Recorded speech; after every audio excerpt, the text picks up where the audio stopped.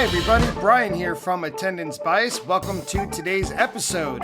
Today's episode is not a usual episode of Attendance Bias, but rather our now traditional recap of the Phish New Year's Eve at Madison Square Garden 4-night run. As usual, as per tradition, today, Josh and Christian from the Stub Me Down podcast are here to join me. We go over the Phish 2024 year in review, as well as the 4 nights at MSG. For regular listeners of Attendance Bias, today's episode is a little different from the normal show in that there are no edits. It's just a freewheeling conversation. There are no musical interludes other than this introduction and probably a short outro with maybe a couple of sound bumpers. There's really nothing different than just sitting in this 3-person conversation as you commute, drive your car, take your train, or however you're listening to this episode. But thank you so much for listening. I hope you had a happy new year and look forward to a prosperous 2025. Please enjoy this 2024 New Year's Eve recap with myself and Josh and Christian from the Stub Me Down podcast. Gentlemen, Josh, Christian, we are roughly 60 hours into the calendar year of 2025. How is your year going so far? I mean, it's going great. We had a wonderful time up in New York, and but now kids are sick and snowstorms are coming, so it's a little bit different. But I'm all good. It's for maybe what 2025 holds. I hope not. At least Trey didn't get stuck this year. We also actually have a sick kid who is down for the count pretty hard, and I live not far from Christian, so we're also expecting a snowstorm. I will say that rough work, which I think I'm the only one of the 3 of us that went in on. Oh, did you work Thursday and Friday? I did work Thursday and Friday, and nobody wanted to be there. Oh, it was brutal. It was brutal. Worst decision ever. Fucking comical guy. So speaking as one of 3 teachers, I could say I'm jealous of you guys with that big snowstorm expected to hit the mid-Atlantic. And anyone who's argued where the Northeast ends and the mid-Atlantic begins, I think where the snowstorm hits is firmly the mid-Atlantic and not the Northeast. Yeah, I agree. I agree with that too. Definitely. But we are here to recap, review, take a look at not only Phish's 2024 into 2025 New Year's Eve Madison Square Garden run, but also maybe to say a few words about the 2024 Phish calendar year in review. Lots of thoughts. I have a feeling that a lot of us have a lot to say, but just to take a look at what the year we just experienced was like, but also to recap the 4 shows that we just attended. So before we go into anything, I'm curious, Josh, to start with you. What was your Phish 2024 calendar year like? Which shows did you attend? And generally, what were your overall impressions? It was a busy one for me. We went to 15 shows this year, which ties my most shows in a year. So, and I think that's only the second time that we've done 15 in a year. That's our sweet spot's usually like 10 to 14, right? Depending on where the tours are. But we hit one of the Sphere shows. We did the 2nd and 3rd nights at Mansfield, Uncastleville. I never pronounced that right. Both nights at Grand Rapid, Mondegreen, and then MSG. And I got to say, I thought 2024 Phish was pretty good. I mean, they had some... Think about why you like Phish or why anybody likes Phish. For me, it's a good mix of heavy jams, deep, intricate jams, tight playing, fun surprises, whether it's a bust out or a cover. You know, you kind of can put sometimes you can put those kind of into the same box, right, as an element of a show. And consistency. And I really thought that 2024 was a banner year. The new tunes that, well, I'll say new tunes because, you know, Pillow Jets they've played, I guess they debuted it last year in 2023. But that Life Saving, or maybe it was Life Saving Gun, I've got those backwards. But those 2 songs what's going through your mind. Like, I really like those additions to the catalog. I think they're fun, good tunes that have a lot of room for jamming, and I like the lyrics.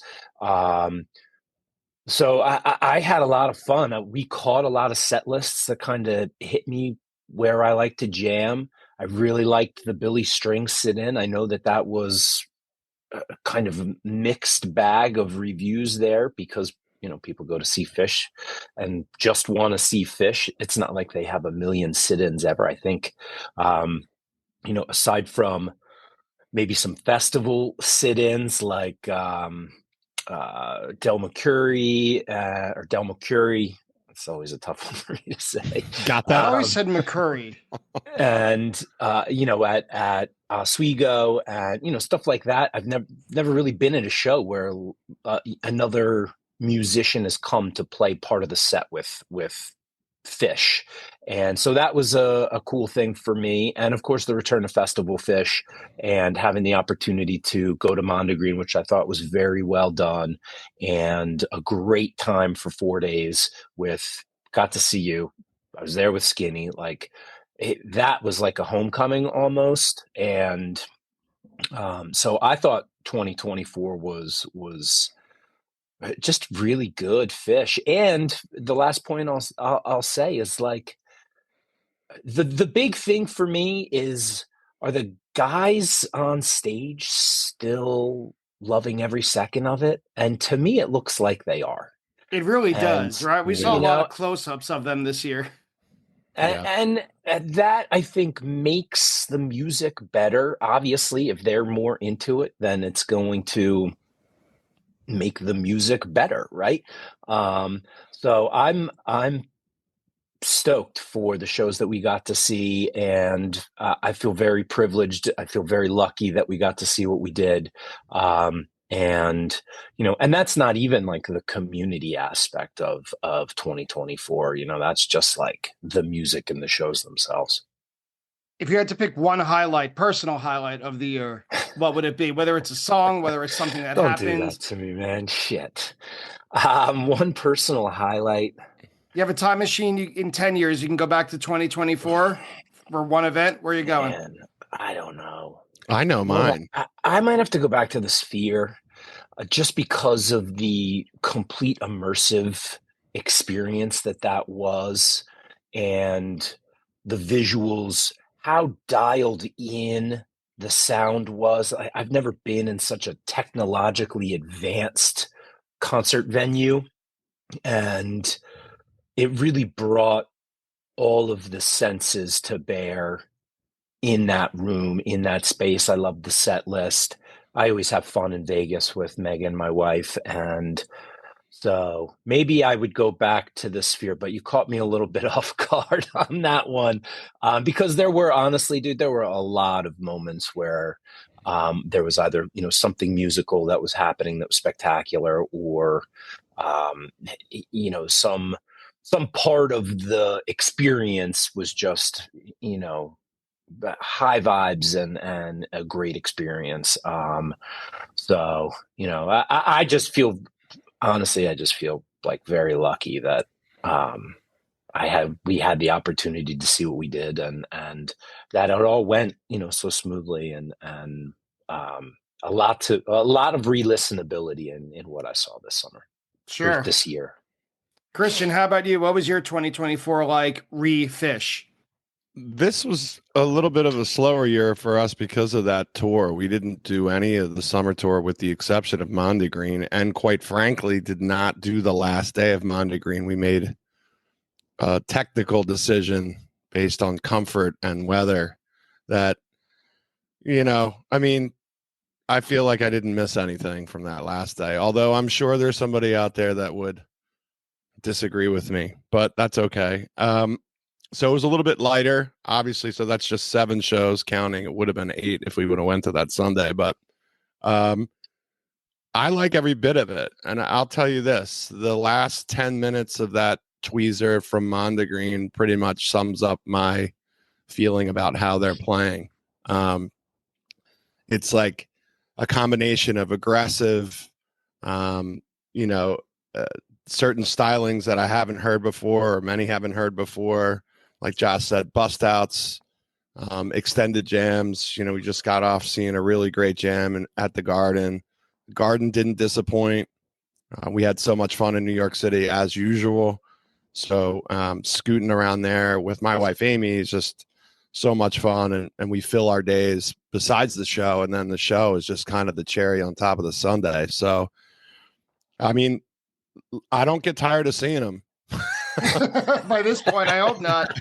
I mean, you know what I mean? Like, I'm not a big, like, if you listen to our show, I mean, I'm not a big stats guy, although it's cool when I find out. So I'm kind of like that element of surprise all the time with them, and they keep delivering on that surprise, whether it be musically or just how they're immersive, even with that secret set like at Mondegreen and things like that. So I'm really excited to see what 2025 brings. I do like what you just said there, Skinny, about like there's always some sort of a surprise, even in what might be a standard show, a standard set. There's always that nugget. And 42 years in, or whatever number they're at now, that's kind of wild to see. And you can probably count on one hand the number of bands that have that kind of longevity and are still being as creative and original as they are 40 plus years in. Is just, it's mind-blowing. Well, that's the elemental thing, right? That's why we don't get sick of going back, because you never know what's going to happen next. And it's cheesy, it's cliche, but it is true. Just like when I did have to go back to work on Thursday, January 3rd. Who knows what hour it was, and people ask, how was your New Year's? How was your break? And when I say that I saw Fish, I went to 3 out of the 4 shows. We'll get into that. And they're like, oh, well, I know that Nick went to 4 in a row. Don't you guys get sick of it? That's a very elemental, basic, cliche kind of start to a conversation to someone who's square, someone who doesn't Right. go. And it's a normie, yeah. Right, a normie, right. So it's starting from the bottom, where it's just, no, it's different every night. You always hear something different, and it gets tiresome to explain, but it is true just the same. My year was quite eventful. Similar to you, Josh, I went to a lot of the same shows as you, although I started the year at Mexico, which was an amazing beginning because they were on point. And I feel like the last 4 years or so, every year, I walk away saying that Mexico run was better than the one before it. And I do think that the 2024 Mexico run, notably with that Chalk Dust Torture, which is kind of the umbrella under which all the rest of the music kind of sits, it really was. It was obviously an incredible experience, but the music this year kind of set the tone for the rest of the calendar year. After Mexico, I went to Mohegan Sun, which Josh mentioned as, I call it Uncasville. I don't know. Uncasville, it's Connecticut, whatever. It's Mohegan Sun. Mohegan Sun. Just name the venue. Yeah, it's just the name of the whole town. And then Mondegreen, and then 3 out of 4 shows of the New Year's Eve run. So for me, my total this year was, I think, 13, if I added it up. So I saw a lot of Fish this year, but also I experienced a lot of Fish kind of through others. And what I mean by that is, over the course of this calendar year, and this is new to me, a lot of people on Attendance Bias wanted to talk about shows from 2024 while the band was still playing on tour. So like if a band was playing, let's say, Alpine Valley on Monday, by Thursday, I would get an email from someone asking, can I talk about this show on your podcast? So, and this I counted before we hit record today, there were, if my math is correct, I recorded 7 episodes of Attendance Bias this year. As of today that we're recording, 7 episodes of shows or jams from 2024. Jeez. You should name your podcast Recency Bias. Right. Well, it used to be, it's funny because it was 1999 was the hot year when the podcast started. Right. Everyone wanted to talk about shows from 99. And so that is still the leading year, but 2024, there's something this year that seemed to hit a nerve with the fan Can I base. interrupt you? Yeah, How yeah. many of those people were new to fish or relatively new to fish?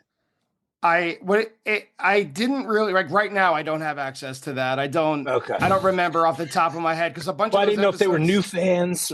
My point is, are they new fans? Are they, longtime 1.0ers or, um, because I think like there is a recency bias, right? Like think about what you listen to probably in your personal life. Like you're probably, maybe every once in a while you're grabbing a 97 or a 95 or something like that. But I mean, for me, like I know the last few days I've been listening to these four shows. At the end of October, I was listening to, you have a tendency to listen to, I guess more of the recent stuff, especially if you didn't see it.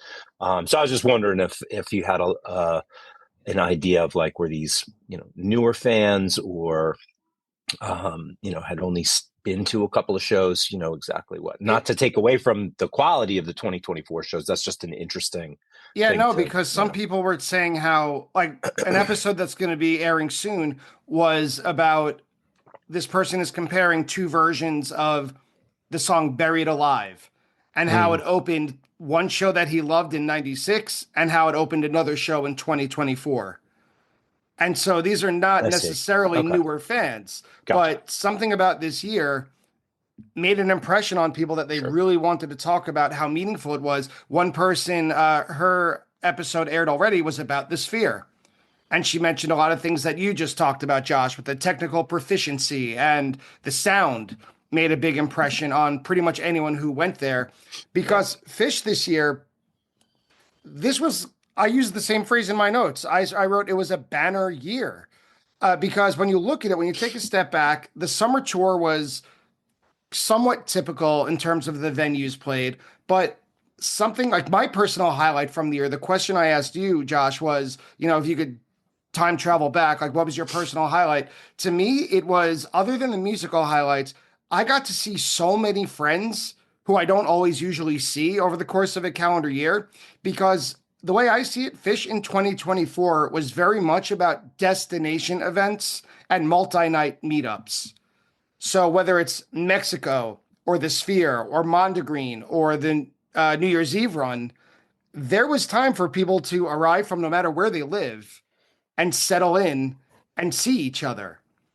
And so Yeah, I got to see a lot of people and a lot of friends who normally, whether it's a Fish message board or if it's just texting randomly over the course of a summer tour when Fish plays something exceptional or the Billy Strings sit in, and add that with my experience with this podcast and present company included, all the people I've met through this, I just felt like it was a very social year for Fish because of their calendar, because it was so many destination events, which some yeah, people hate, by the way, but I have come to love. What do you think, Skinny?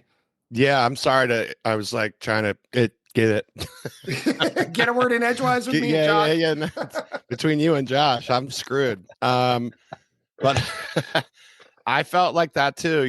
The social aspect of meeting up with people before we did that at Mondegreen. It was a really cool thing to meet so many different people that had been on our show.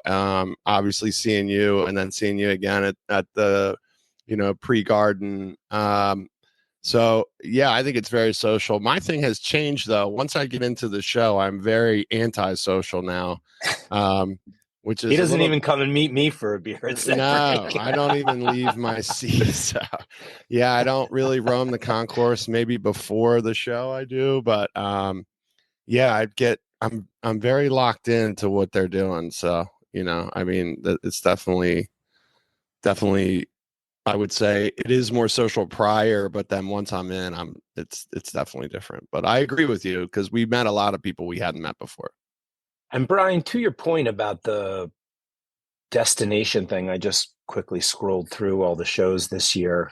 They didn't play a single one night anywhere. Um, and I think probably obviously that's very intentional on their part, but I really, as somebody that's a little bit older, I really appreciate the ability to go to a spot and catch 2 shows. And like, when the fuck am I ever going to be in Grand Rapids, Michigan? No offense to anybody that is from Grand Rapids, Nice that Michigan. time of year. Megan Gliona, love you. But like, it's the band that pulls you in to certain places. I would never go to the Mohegan Sun to like gamble, right? I have family up in New England. My nephew goes to school in Connecticut. Like, there's no reason. There's no reason, right? But Fish gives you the opportunity. Like, Skinny went to St. Louis a couple years ago. Like, those types of experiences to go and catch them in a different location for a couple of nights, and then what the community does to respond in those places, whether it's meetups, whether it's, fan art, or these things that get us together in, not the parking lot, but in other aspects of it. I think that has really accentuated going to shows and making some of these destination trips just that much more fun to do, and like, my wife and I were looking when Dead and Company announced that they had added a bunch more shows to the Sphere. We were like, maybe we should try and go. The tickets will be cheaper now that they've already done a bunch of shows there. And we ended up pricing it out, and it was cheaper to do 4 shows in 2 different locations in New England than it would have been to go see 1 show in Vegas, right? And that piece of it was the ability to go and see Fish multiple nights in the same venue.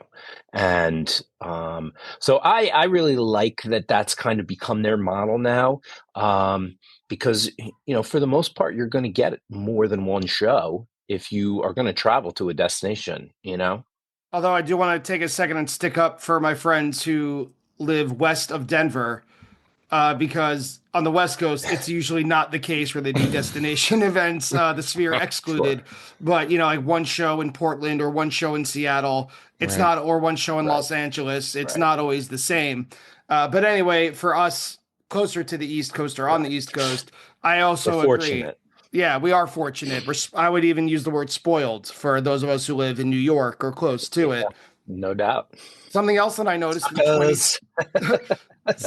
something else though that I noticed in 2024 is that the band did a really good job, in my opinion, of threading this idea of threading the needle of kind of embracing and building upon their present and past success while still sort of avoiding major mainstream attention. They kind of have it both ways, and I don't know how they do it. So they keep showing up in these headlines and these high profile places like the Sphere, where they were right after U2, a stadium selling global mega band. They were the main focus of a GQ article, not exactly jam band friendly publications. No offense. We all look very good. Thank you, Section 119. Trey was on Mark Maron, right? They were on late night shows, but at the same time, throughout 2024, the shows still feel like our little secret. Like, that has never gone away, no matter how much attention they get. They released a new album, right? And so, even as much press as they get, it's like clockwork. Every time all this stuff starts happening, there's always this online fretting of, oh, they're going to blow up. It's going to be hard to get tickets. They're going to have to play larger venues. They're not our band anymore. And it never happens. Right? Touch of Grey has not happened to Fish yet. Yeah, I don't want that to happen. No one does. Yeah, it's interesting how these rumors that they're playing Folsom Field in Colorado, which is, a football stadium, college football specifically, these things are huge. By the way, we're 60 hours into the new year, and I've already started booking phantom hotel room reservations in anticipation of rumors. I've done that. Hampton. Yeah, of course. So it worked out once for Hampton in 2018. So, I feel like they're on the cusp of that. Like, they want to try to see if they can play it, like, and see how it works. But also, what does that mean for the rest of us? And I'm not really sure. I'm kind of caught in between. Like, if it happens, it happens. But I still want them to play summer shed shows this summer. And I want them to do an extended like kind of tour over here and hit some other like southern places like Merriweather and some places like that. It would be nice in the middle of the summer again, but we'll have to take a wait and see approach. That is definitely, I would say, a fear, because then it's like tickets and travel packages and stuff, which we love, but is that going to put the price at a premium, and is everybody going to scrambling for Isn't it? it already? Yeah, well, or is it like a big illusion? You know what I mean? So I don't like to be grabbed by that either. Right. Just as a fan, to be grabbed to like, oh, you got to go here now and blah blah blah. But any hoozle, I still like fish. Well, even with that, and this will be my last word on this with rumors looking ahead, even if they were to play Folsom Field, which I did my diligent research in the past 48 hours since I heard the rumor that they'll play there in lieu of Dick's, it's almost double the size of Dick's. Yeah. Right? It's like 54,000 capacity. And they didn't sell out 4 nights at Madison Square Garden, the nerve center of their fan base, which is one of the most accessible cities in the country. I don't think that we should live in fear of that they're going to play the Meadowlands all of a sudden. I hope not. Or City Field or whatever. It's just not going to happen. Knock on wood. I'm knocking on my head right now. Knock on wood. Right. I hope so too. And I always, this thing is the bigger something gets, it lessens, I feel, some of the interest, right? Like some of the things that you want to hear, or creativity kind of takes a back seat to maybe production instead of it being creative. But who's to say? That they seem to be doing all right with creativity. I think as welcoming and open as this community can be, we're also fiercely protective. And being infiltrated by, an inordinate amount, more than usual of your Chads and the other folks that might bleed into the scene. I think what you get is those folks, it's like a Saturday show at Camden, right? During the summer. If anybody has seen Fish on a Saturday night at Camden, it's absolutely packed, because it's the fan base, and then it's a whole bunch of other people who might like concerts and probably have heard of Fish, but they're not necessarily going to multiple nights. They're going for that one party. They're going to go and get hammered in the parking lot and be sloppy on the lawn, which, we've all seen. And one might say we've all been there. Well, sure, we've been there, not necessarily. We've been there, but as, but we do it for the right reasons. The club. We're members of the club, right? These other folks might be just guests. Right. And, so, and I think, and, Skinny can speak more to this than I can, but I feel like that was what happened with the Grateful Dead scene, was that it became more of a thing to do. Have you ever gone to a Grateful Dead concert, as opposed to people really going for a musical experience, or to connect with specific songs or whatever. They're going for, a night out to party and the, somewhat free aspect of what that party can entail. That's different from going out and hanging out at a bar on a Saturday night. So I believe they call that revelry, right? Is that what that is? Some form of revelry that they want to be involved in. But I feel like there is already an element of that in, especially like a summer tour. You might not get that as much. I don't know, a 4-night New Year's run at MSG, but I think if that situation that happened with the Grateful Dead, that was infiltrated by, some not necessarily musical people, that it would have happened by now. I have that thought too. And if it hasn't happened yet, they've given every opportunity in the world. Oops. Right. It ain't gonna. So one last thing before we get into the actual New Year's run. We've talked about our social kind of impressions and our overall impressions of Fish in 2024. Josh, you mentioned a lot of quote newer songs, and yeah, I agree with you. They are newer songs. You know, I consider stuff from 2.0 newer songs. Like when they play Seven Below, I'm like, oh man, this song, it's this new song. So, but musical impressions from 2024. You mentioned a lot of new songs, which I agree with. Definitely keeping the band vital and keeping their creative juices flowing. The thing that I noticed the most that I love more than anything, I think, is their ability to stick the landings of their jams, their Mm, extended jams, and do transitions right in the middle as if they were pre-written, as if they're pre-planned. I'm not Hmm. sure what's behind that, as opposed to sudden rip chording or sloppy transitions, which I don't mind either, because those could be a lot of fun also. But it seemed like this year, I wonder if it was the in ear monitors that they've switched to and maybe a different audio setup because of the Sphere. And Mike Gordon, in his rig breakdown, kind of explained why they had to change up their yep. onstage gear setup at the Sphere.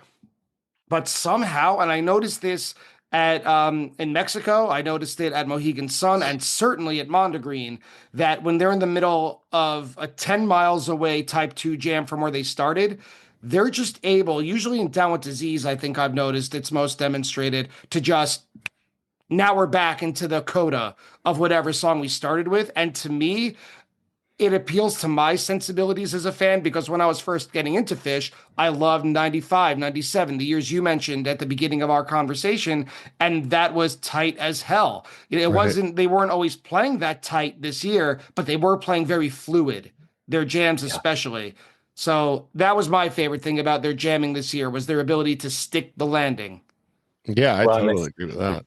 yeah, I think the Ruby Waves from the MSG run, not to get ahead of Yeah, ourselves, but I think that's a prime example because in the middle of that, a 36 or whatever minute jam, like they weave back into almost a type 1 Ruby Waves and then weave back out of it again, like seamless. And um, that always amazes me because when you're in the middle, like I would forget wait, yeah. where did we start? It's just the You long know, and boy, sure. yeah, and the fact that they can keep that in their heads and then seamlessly transition, back into it and out of it. And Skinny and I have talked about that a lot on Stub Me Down is that ability and those transitions and those segs. I mean, that's again, what do you like about Fish that they didn't do well in 2024? You know what I mean? Are you asking me? No, I'm just saying, like Right. to They your did point, everything. Right. right? Right. To your point, that was the one thing that I mentioned. Was that I did not mention in all of the reasons why I love Fish, but the segs, right? The Right. the ability to weave and connect songs that are heretofore have never been next to each other. That like Right. that I think is as exemplary of how they were playing in 2024 as anything else. Skinny, any last words about the sound before we dive into the New Year's run? Yeah, I mean, I did notice a lot this run, Mike really playing with his sound. It actually looked on the first night before we get into it like he was frustrated about it. But then it seemed to even out, as the run went on. The only thing I'll say about sound is I really am um, struck by their ability to sound cohesive um, at a lot of different points night after night after night. So, I didn't see single shows or two shows like in a different city like you guys did as far as like part of a tour, but being, seeing them naturally progress over 4 days, in a festival setting, I'm struck by their ability to just stay together. You hear so much about rock bands over the course of history now. Just can't get it together anymore. They're frustrated with each other on stage. They don't like the sound or whatever is happening as far as the production is concerned. But these guys are just, completely unfettered by any of that. And that just number one, makes me really excited and happy to see them when I do get the chance, but also just to see what they're going to do next. And I know that again too, that's pretty cliche, but it's so damn true. So looking into the New Year's Eve run, this year for me was typical as any other year. I usually or almost always skip the 28th, and then I go for the 29th, 30th, and 31st. So the 28th, I was on a plane. I was flying home from visiting in-laws in the Bay Area, and when I landed, that was when the show was just starting. And my impression from kind of scrolling and a couple texts from fans at Set Break or friends at Set Break is that it kind of fit the stereotypical profile of an MSG New Year's Eve quote warm up show. It just seemed like it was there were kind of nitpicks, even though it was a typically good show. That I was happy to see that they finally played Round Room at MSG, but I was dismayed because after the show, I got texts from friends saying that it was botched. The intro, especially, did not sound good. And the big criticism that I heard is that Trey sounded very hoarse, as if he was coming back from laryngitis. But he must have some magic potion because when I was there on the 29th, he sounded incredible. What were your guys' impressions of the 28th? I like the 28th, but there were some weird ass choices. I really love Oblivion. It was like 6 minutes. So in my head, I'm like, why? But then they did Antelope. So I'm like, okay. The Oblivion was in a weird spot too. Right. You kind of like forget it. Right before the Oblivion was Ariba. Now, like if the Oblivion ends the set too, I'd have probably been happy with it because they might explore. It just seemed like they were hesitant to kind of take off and do any exploration that night, with the exception of the open, which is the simple, which was so tightly played and so good to open up the first night of the run. My expectation at that point is like, oh, wow. They really got their shit together. I did see Trey like sipping tea even later on in this show and then the next night too. So, whatever, I guess he's got a team of doctors who helped him out for the 29th. But I think this sets the standard for me as far as like the next 3 nights of certain choices. I was like, ugh. But then that quickly went away just because they did something else that I either found interesting, the jam was ridiculous, or it was like a bust out, like we've been saying. So it's almost kind of like they mess with your head a little bit. But I felt like I liked some of the songs, but they just weren't played the way that I wanted them to be. And then also, I just have to make this shout out to these people behind me during Farmhouse. Everybody in the place knows they're playing No Woman, No Cry. You don't have to talk about it for 5 minutes while they're actually doing it. Please just shut the fuck up and listen to what they're doing. And then at set break, say, yeah, remember, did you hear that? Yes, we all, I mean, I can't even begin to tell you. As a huge Bob Marley fan, I wanted to turn around and say, like, he's turning over in his fucking grave right now. But I give the 28th like a B minus, right? It's a kid's, go back to teaching, like it's a kid's attempt to write structured paragraphs based on a prompt, right? They tried that, and there were some elements that just, I had to put a lot of red marks, or they forgot punctuation, or they didn't cite it correctly. They can go back and revise that, and obviously the 29th is the fucking revision. So that same paper that Skinny is leaving like little notes on, I'm just writing big question marks all over the place. I thought the 28th was fun for the first night of the run. The big thing that I had was it was just a weird set list. It was constructed weird. The song placements were weird. I really liked the simple free. The free got a little spicy and had some funk to it. But then like Tube, okay, great first set, whatever it was, 5-6 minutes. Kill Devil, like been an all-star this year, so I'm like, all right, cool, maybe they'll take that a little deep. Now that was in the 10-minute neighborhood. And then the Driver, Reba, Oblivion, Antelope at the end of the set was like, just a weird combination of songs in my opinion. And like Skinny said, I too love Oblivion, but it was like maybe they just weren't feeling it, and they were like, you know what, let's just drop the Antelope, which was great. And who doesn't love a first set closing Antelope? The second set, Back on the Train, Axela 2, Wave of Hope, like the longest song of the show was the simple opener.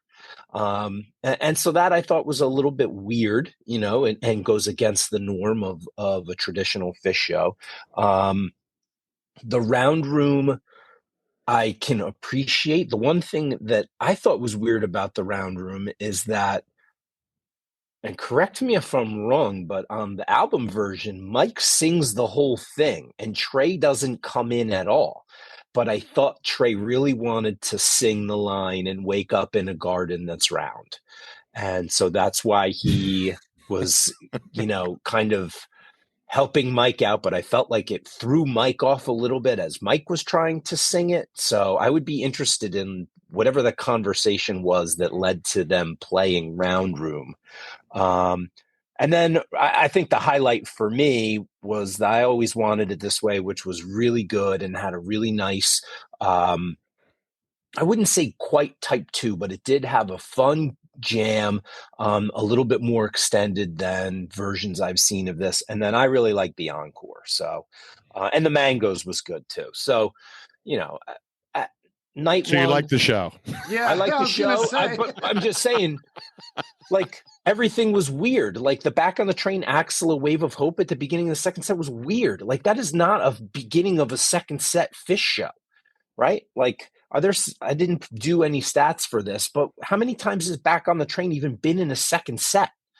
You know, I don't know. I mean, so that's going to like be your those, fucking realm. right? So looking at it from that perspective, I was like, this is really weird. But I mean, it's a Fish show. I always have fun at Fish shows, guys.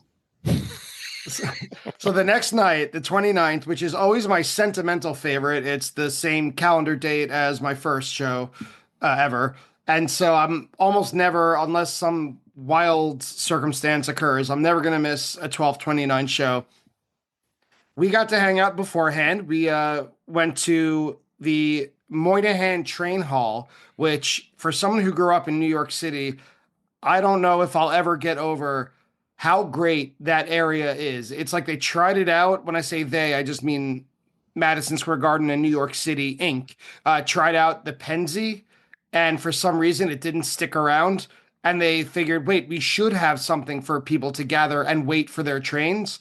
And what used to be there was just the basement of a post office, and it was terrible. So this enormous bar with a true food court all around it, shout out to whoever thought of, dreamt up, and followed through with the Moynihan Train Hall, because it's a great central gathering place. The three of us, with your, or at least Josh, you and your wife met up. I met up with you guys, and then later on with you, Skinny. Right. We met up courtesy of the Helping Friendly Podcast Happy Hour. So shout out again to our colleagues over there. Then it was a really good time to hang out and catch up. Met a lot of fans, a lot of people who we all know and have networked with throughout this podcasting world. And then after that, I met up with my buddy Adam, his brother, and a friend of theirs. We were page side in the 200s, first row of the 200s, which is outstanding seats for both the view and the sound. So I had a really good pre-show experience for the 29th, and I don't have to go too deep into it, but for my money, this was the show of the run. And I think that's kind of the popular opinion. I don't know, the 29th overall, Uber alles. I love the old school opening sequence of Sample in a Jar, AC/DC Bag, Moma Dance, which had an extended introduction to the point where people were starting to chatter around me, is this Black Eyed Katie? It wasn't. I wrote that down in my notebook. Did you? I was Yeah. like, maybe they're not. I was like, wouldn't that be something? Yeah. I thought it too, just because it was so extended, and I was like, keep going with it, you know? That would have been badass. That would have broken the internet, the Fish internet. Sure. A competent riff and a very, very well jammed Prince Caspian. And by the time they were finishing Caspian, I felt like everything was locked in, remembering that this was my first show of the run, that I wasn't there the night before. But like to your point earlier, Josh, it felt like everyone was there for the right reasons. Monsters, this might have been the version where it kind of turned me, where before I might just go to the bathroom or kind of scroll my phone for a minute. This version of Monsters, it's, I think, Trey doing his best David Gilmour impression, and I was just stunned. It was true arena rock greatness, on a guitar at least, by the end of Monsters. Runaway Jim had a small improvisational section that I enjoyed, and everyone was like, oh, there's probably going to be 2 songs left in the set, right? 2 songs, looking at our watches. And they busted out a very unexpected You Enjoy Myself. And I'll put my 2 cents in for let's skip the vocal jam every time. And let's go into Ghost every time. I don't care if it gets repetitive. Sold. I'm in. But it was a 90-minute first set. Yeah, it was long. It was long. And I really felt like at certain points, like the Prince Caspian was starting to get towards what I saw at Magnaball, what we saw at Magnaball. And then I was like, I turned to my wife, I was like, play Tweezer, you cowards. But they play but they played a really nice Monsters. And I agree with you, Brian. Like that turned me too.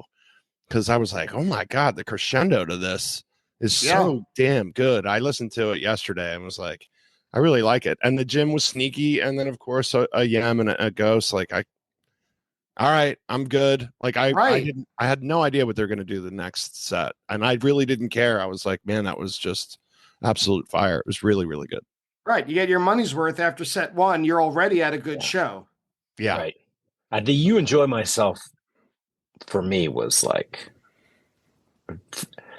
they're playing it in the first set. I was like, all right, they must have something up their sleeves for the second set, or they're making a point here because, I mean, this was a classic, 1.0 first set with the exception of Monsters.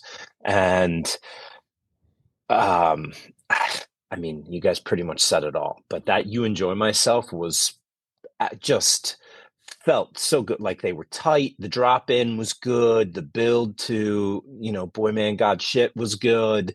And then the little Trey playing with Mike, like them playing off of each other, Trey not really just hitting a couple notes, like strumming that back and forth. That I would rather see that for another 10 minutes and then maybe add some other notes in there, as it were, instead of the vocal jam every time.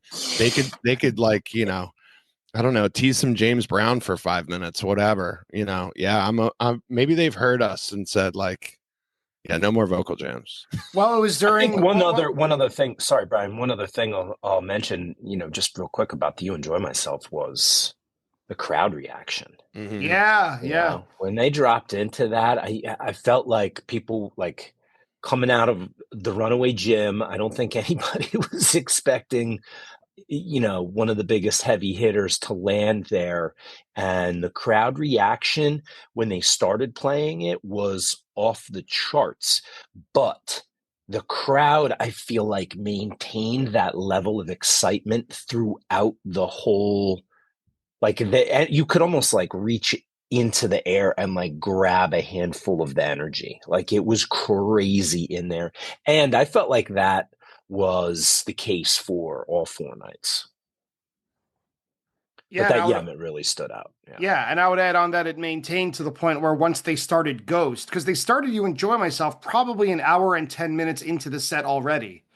Yeah, I was like, this will close the set. Yeah. And then once they hit Ghost and everyone realized, oh, wait, we're not done. And You Enjoy Myself into Ghost on any set list would catch attention.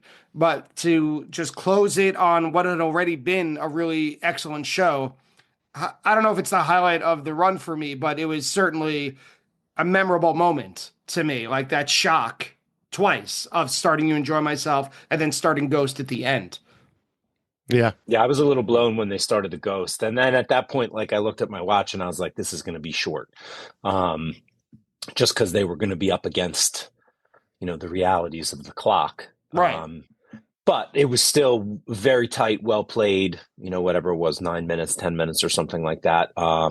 And, again, I think it just it was a great bookend with the sample bag to start, the Yam Ghost at the finish, and then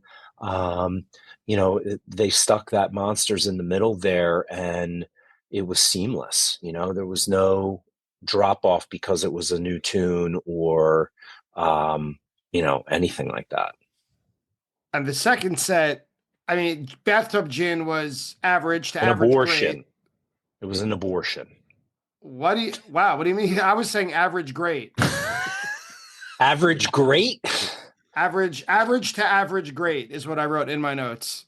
Okay. I mean, it was like less than 9 minutes. It was a quick run through. Yeah, I thought when they dropped out of that and into Ruby Waves, I was actually a little bit annoyed because Bathtub Gin has enjoyed a pretty good year, and that's one of my favorites. And I was hoping that was going to be the a big piece to start, especially because the night before, the Back on the Train was not a big jam to start the second set. So I thought maybe we'll get, a 15, 18-minute Bathtub Gin here that will go some places and kind of continue the tone for the second set. But I definitely feel like they ripcorded that gin for the Ruby Waves. But they ripcorded, what did they open Alpine with in 2019 that they ripcorded for the Ruby Waves? Again, was that Chalk Dust? I can't remember. Yeah, I would have to look it up, which I'm not going to do. But nonetheless, that fits same type of thing. But that fits kind of a trend that they've done this year in 2024, where the second song in the second set gets the treatment. Like in Mexico, they opened on the Friday show. They opened the second set with Blaze On, but then Chalk Dust Torture was like 39 minutes or whatever it was. Sure. So the first song tends to be a springboard into a jam monster. And that's what happened here, because after Bathtub Gin, they play that Ruby Waves to your chagrin. But I like Ruby Waves. And it's not any sort of a slight to Ruby Waves or to that version, because it was dope as shit.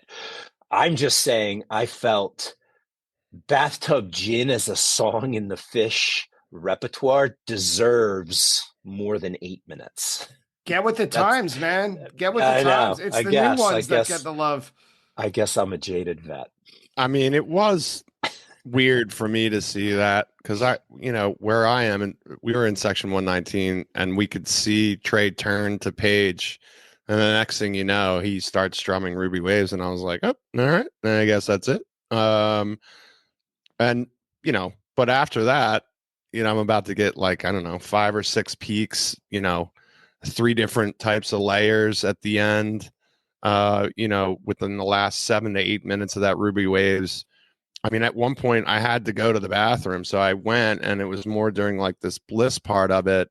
Yeah. And as I'm coming out of the bathroom, thank God there was nobody in there. It was like they start into this incredible funky jam that lasts all the way up until basically, they end the song. It was just, I thought the jam just took you so many different places, and I couldn't leave. I had to at one point.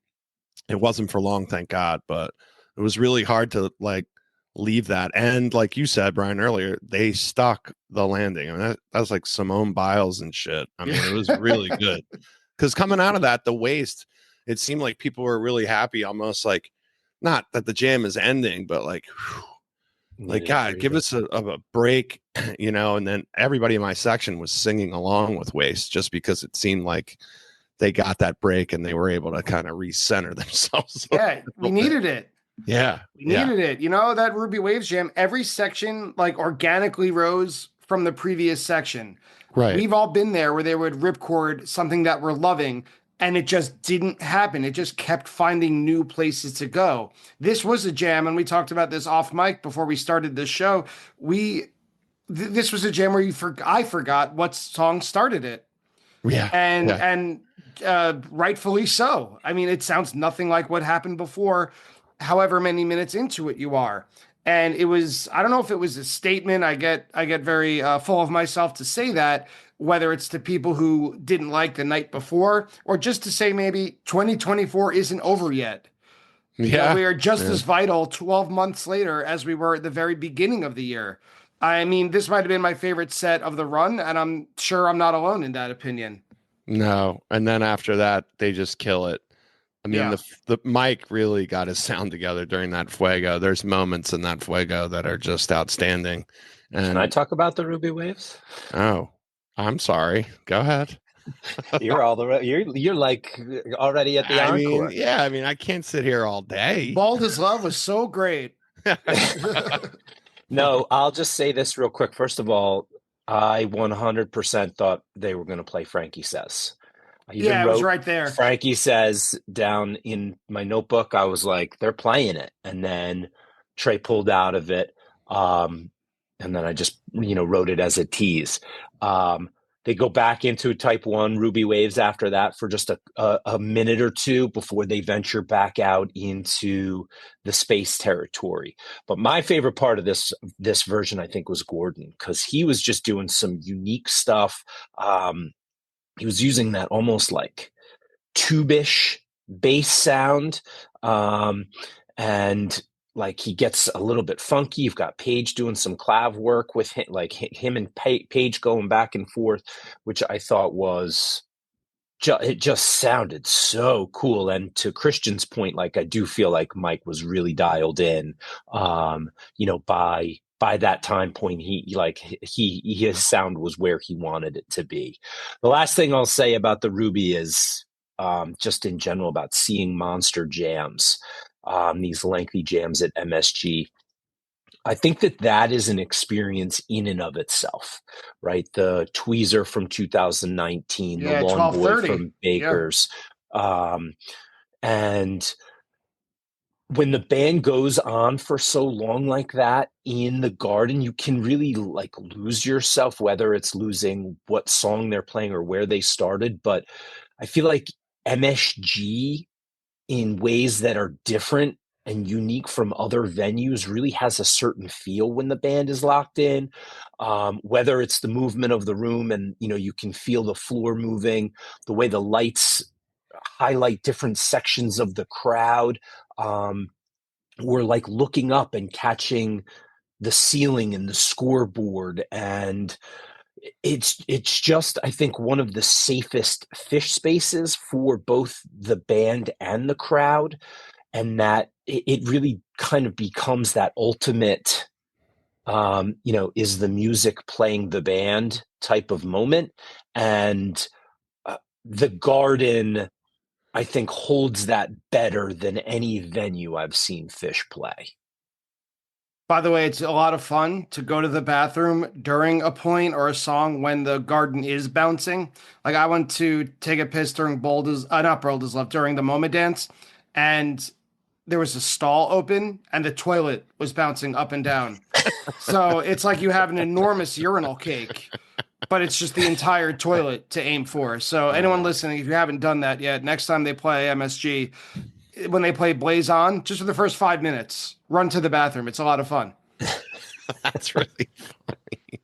But yeah, they did encore with Bold as Love, which hadn't been played since Dick's 2021. It's one of my favorite covers, first in 149 shows. So I left extremely happy, not just from the show, but from the encore as well.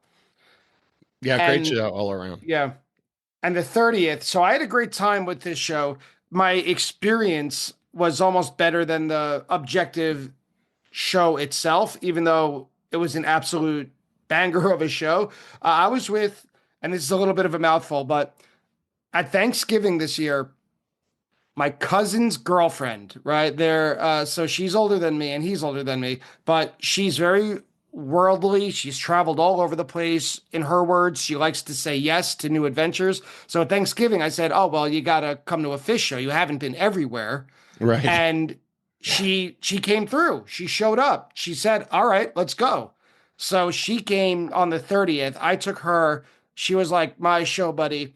And then I was again with my buddy Adam, and he brought his daughter, who's 17 years old, to her first show.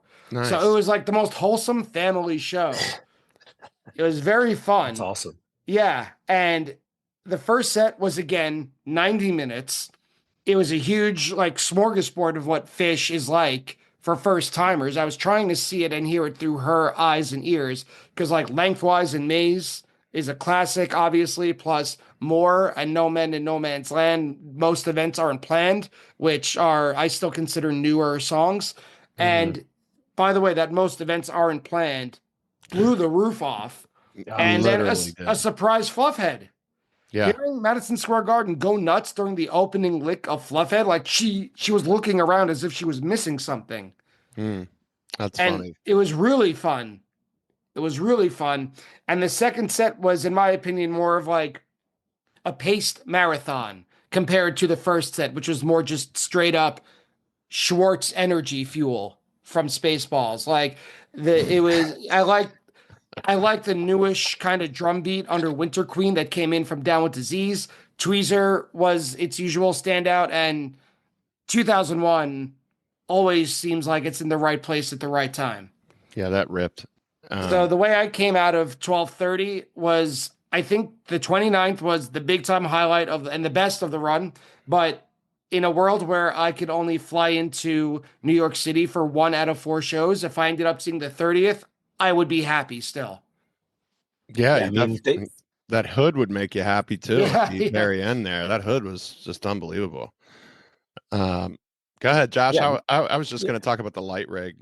yeah. Not No, even I was about the just gonna music. say like this this show they played the hits. I mean, Yeah. they open with Possum, which you open a show with Possum, you're really setting a pretty fast-paced tone for the rest of the show, right? You're going to get the crowd's going to be hype in seconds.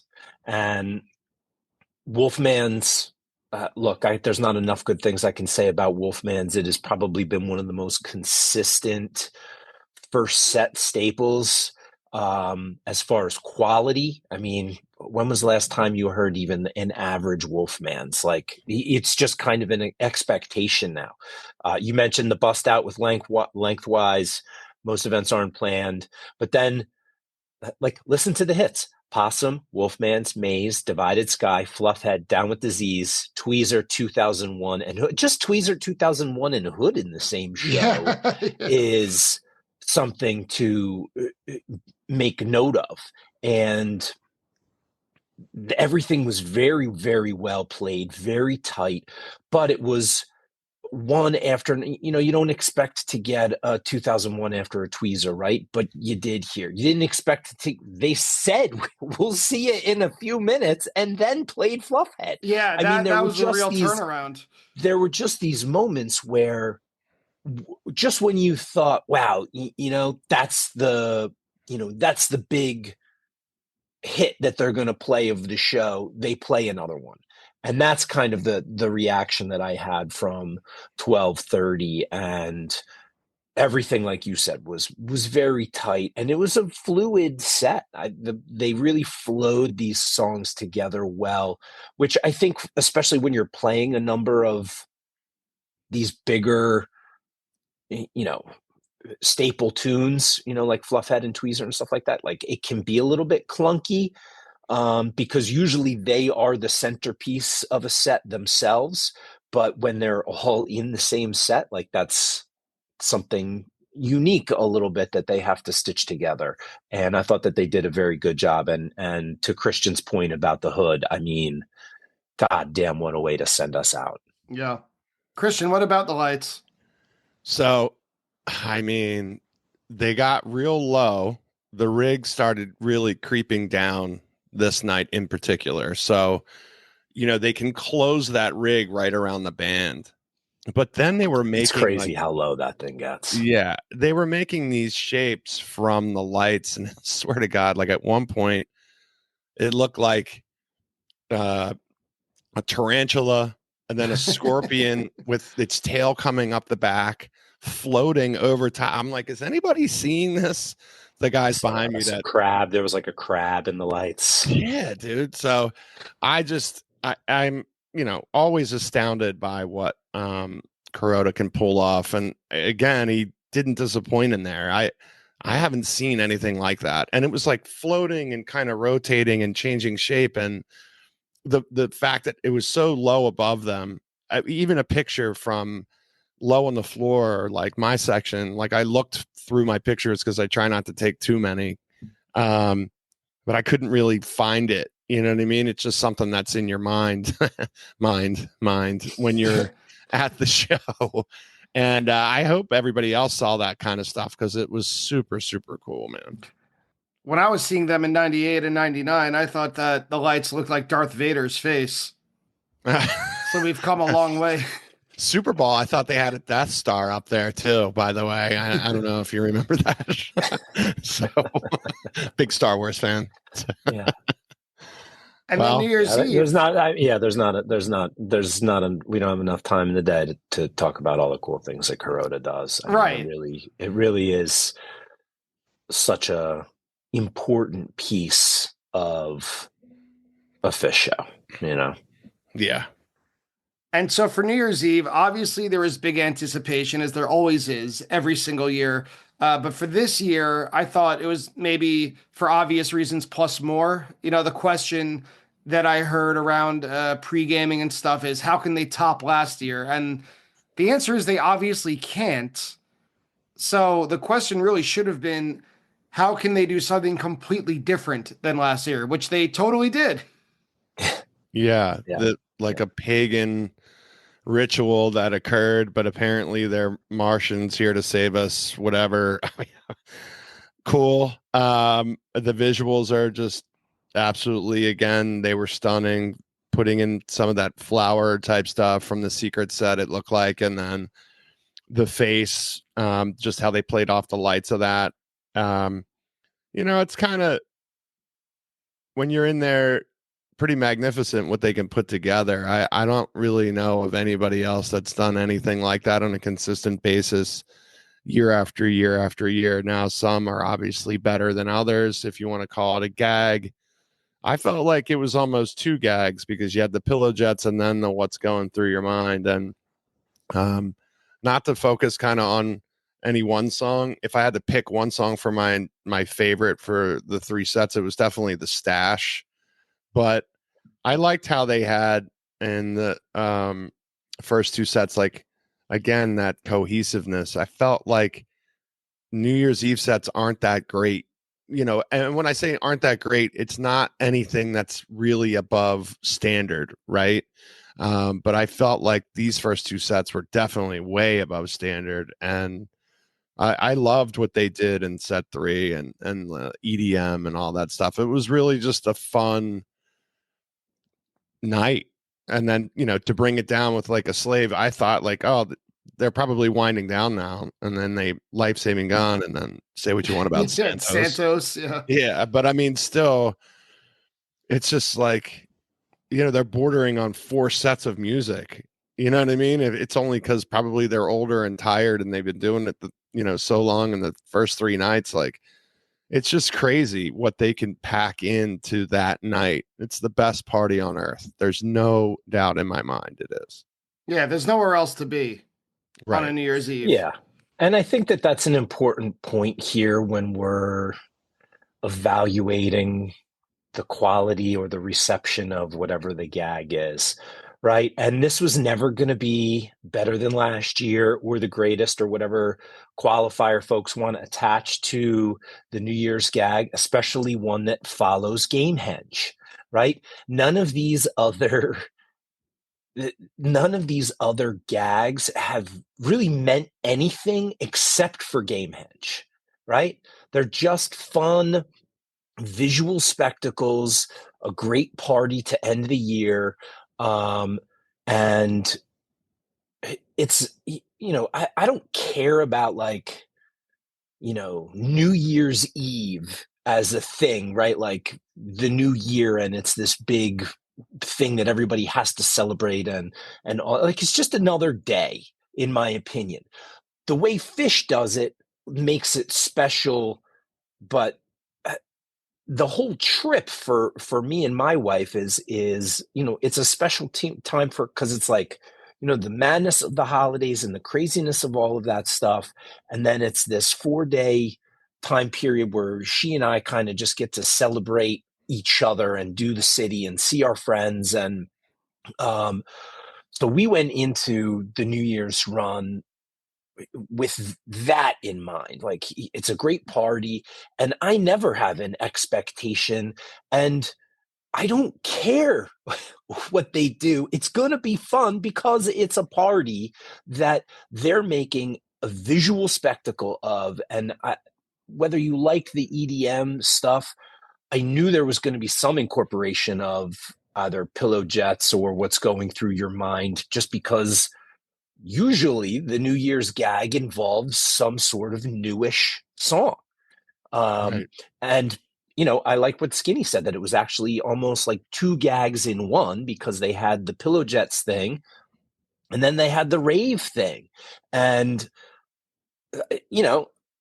it's not better than Gamehenge or better than Petrichor or worse than, the Soul Planet stuff. It's just fucking fun.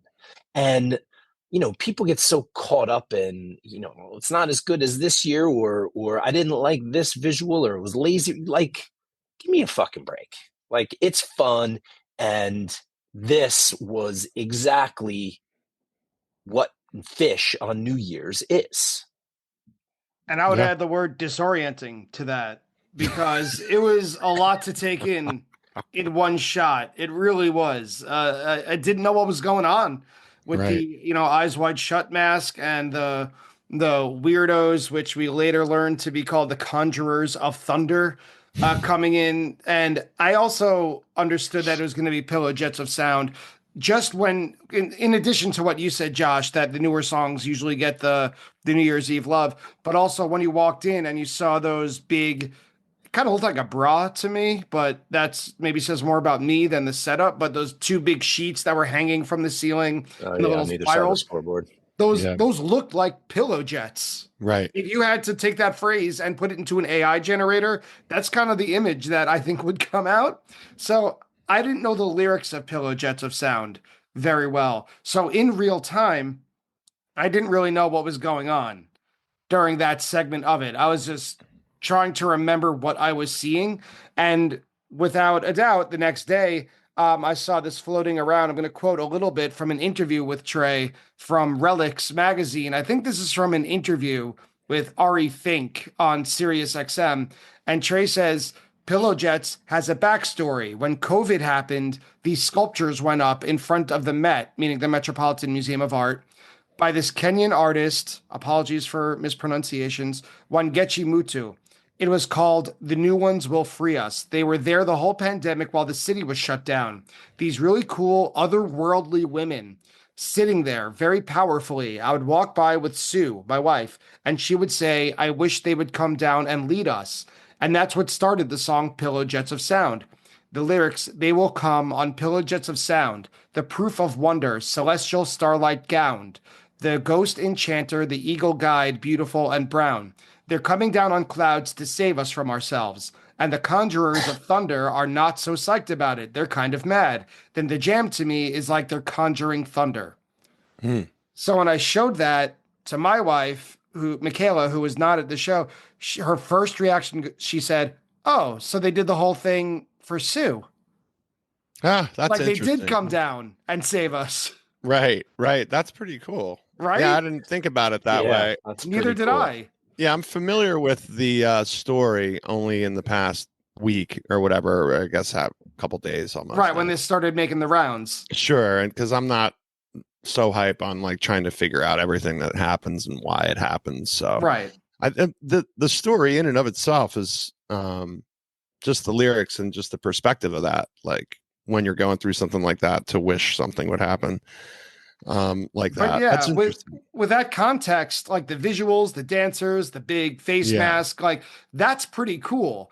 And then the EDM remixes, I think, completely unrelated, to be honest. I thought, like you said, I think it was Josh, I don't remember which of us said it, that it was kind of like 2 for 1. Like it was two ideas without much connectivity between them. It was like, these are the visuals, but I also had a fun idea for EDM remix. Let's just do both. Yeah. I mean, like that was like I don't know, it just reminded me like the or a staya or something like that. You know what I mean? Like very old and pagan kind of like ritual, and then it just changed into this like dance party. So the two aspects there is like if they did decide like, yeah, let's just do them both. Like, how cool is that for us? I Right? hope they do Yeah. that about a lot. Like, oh yeah, we already had a 50-minute jam. All right, let's do another one. Like, It The reminded Pillow me Jets, the in the Pillow moment. Jets. Sorry, Josh, just one more thing. No, It go ahead. reminded me Yeah, in go the ahead. moment, it felt to me, I think it was 2018 when they did the Mercury gag, Yeah. where again it was a lot of abstract visuals, and it was a newer song that I didn't really know the lyrics inside and out. But the more I listened to it, the more I watched the recording, the video recording of the gag, whatever, the more I liked it. So I have a feeling that this one is gonna grow on me a little more the more familiar I become with it. Josh, what did you want to say? I was just going to say the Pillow Jets that we saw at the Sphere, the visuals that went along with that were like, that was probably one of the things that really hooked me on that song. Was they had like these trees like exploding into fireworks, and you were kind of soaring through this psychedelic forest. And um so I was thinking about that a little bit as I was watching the Pillow Jets unfold on stage. Um, but then when they did like the rave stuff, man, I was fucking pumping my fists like I was at DJ's on the Jersey Shore.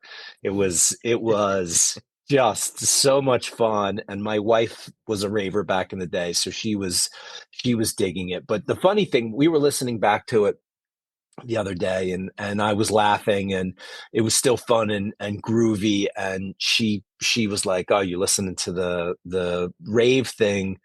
And I was like, "Yeah." And she was like, they did it well, but it's clear it was four guys who were a little bit outside of their comfort zone playing, their music in this style, and they were doing something outside of their norm, I think, just to have fun with us and with themselves. And Yeah, I saw a um comment on Blue Sky. Someone said it's like a real rave if all the props were bought from Five Below.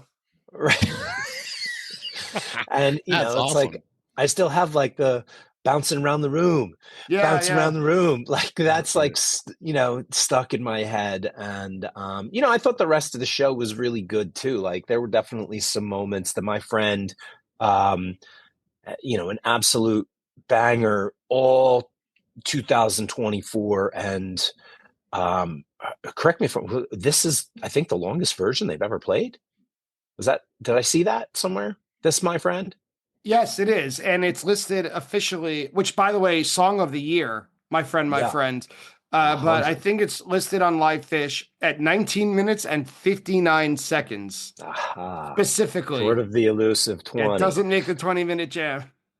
But that segment, my friend Sand Golden Age was, I think that my friend Sam was probably, close to my favorite 35-40 minutes of the run.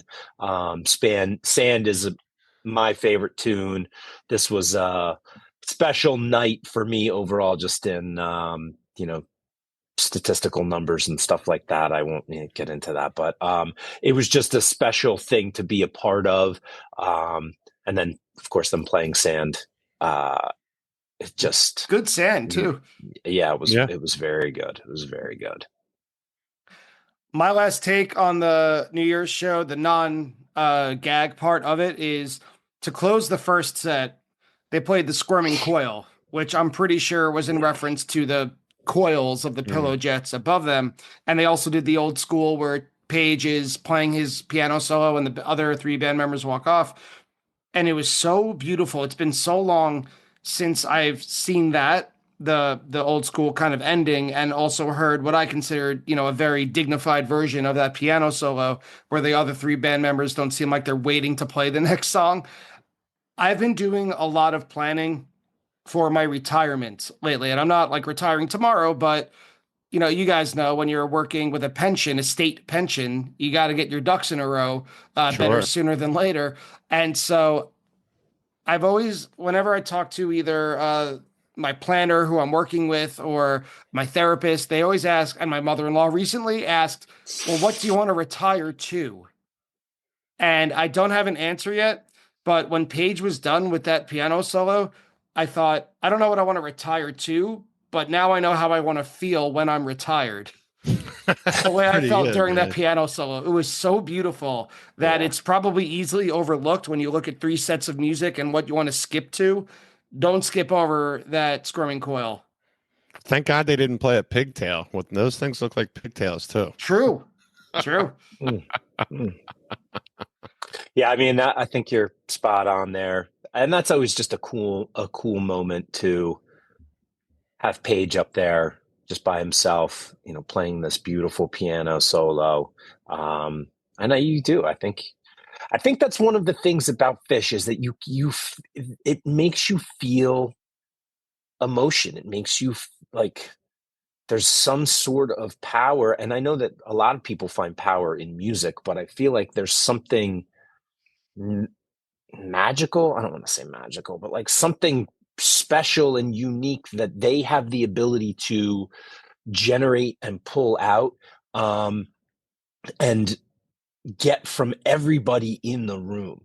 And I feel like that was the case throughout all 4 of these nights. And I'll say this: I don't, and maybe you guys had different experiences, but I feel like this run, first of all, going in, like, the positivity and the vibes were super high.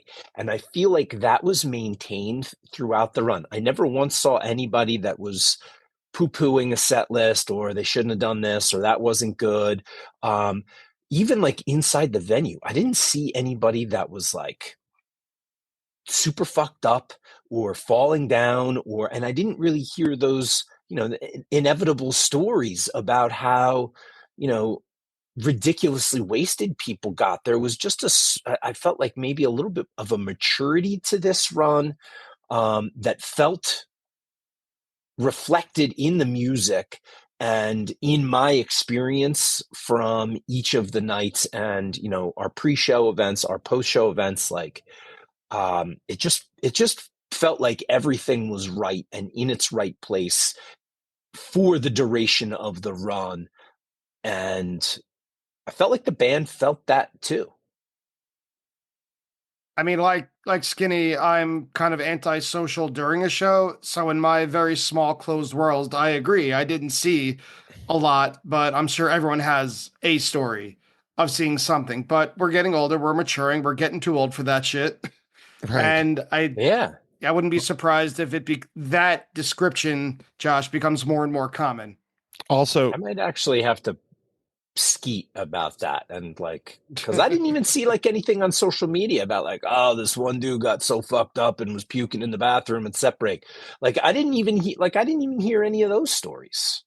growing up, I will say people need to shut the fuck up during What's the Use too. But Yeah, oh my anyway. God, what a moment. Yeah. That's like trying to fucking sweep back the tide. It's crazy. Well, I agree with your sentiments. It was really, it was a great run. We had so much fun. So Yeah, so much fun. Well, guys, thank you for making, what is it? You do it once, it's fun. You do it twice, it's a tradition, right? So yeah, same time, same place, 2026. I hope Yeah, so. sign me up. Yeah, Sign man. me up. All right. Well, thanks for taking Love it. time out of your day, out of your early time of the year of 2025. Happy New Year. And I hope it's a good one. And I hope we see each other soon. To everyone listening, there'll be a new episode of Attendance Bias airing soon, back to our regular broadcasting. But everyone who went, I hope you had a good time at the run. If you didn't go, hope to see you next year. Take care, guys. Thanks again. Thanks, Brian. Happy Thanks New so Year, man. much. Obviously, dude, one of the greatest parts of this whole thing is the friends that we have, friends that we've made. You're one of them. It was great to hang out with you for a little bit up there, and lots of love for you, bro. Thank you. Back at you. The real gag is the friends we made along the way. There you go. There you go. All right. Thanks, Brian. Later, Take bro. care. And that's it for the 2024 New Year's Eve recap for Fish at Madison Square Garden with Josh and Christian from Stub Me Down. I hope you enjoyed it, and a regular episode of Attendance Bias is set to air soon, so please check your podcast app and make sure you listen. I hope you enjoyed, and Happy New Year, everybody.